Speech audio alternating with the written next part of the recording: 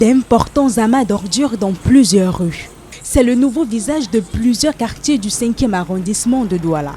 À ciel ouvert sur cette parcelle de jardinage privé, au rond-point Petit Pays à Bonamoussadi, on en retrouve une masse considérable en bordure de route.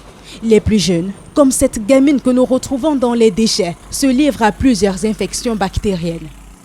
Et c'est surtout ce qui effraie Albert, vendeur de viande à la braise à quelques encablures de là. Plus d'une semaine qu'il est voisin avec d'énormes immondices près de son comptoir.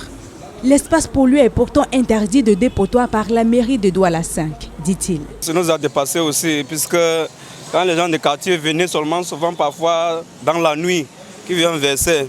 En journée, comme on est ici, on le parle souvent puisqu'ils poussent à côté de l'autre côté là-bas pour verser.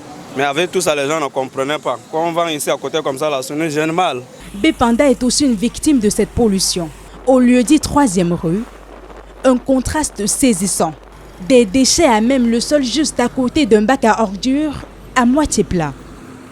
Ailleurs, comme au niveau du pont Gongé, reliant Makepe Misoké à Bonamoussadi, c'est encore les ordures qui dictent leurs lois aux populations. C'est très mal présenté. Pensons à nos enfants qui sont en train de marcher dans la rue. Comment eux-mêmes se sentent aussi avec des ordures comme ça.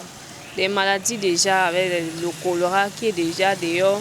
Et ça ne fait que tuer de jour en jour. Donc ça serait mieux de trouver une solution d'ici à un moment à l'autre. Nos élus qui ne s'asseyent pas seulement dans leur bureau et pas chaque fois prélever les taxes, qu'ils essayent de nous mettre aussi à l'aise. Des quartiers progressivement transformés en décharges associés aux fortes pluies quotidiennes. Le danger est réel. Encore que le Cameroun n'est toujours pas épargné du choléra et d'autres maladies de la saison des pluies.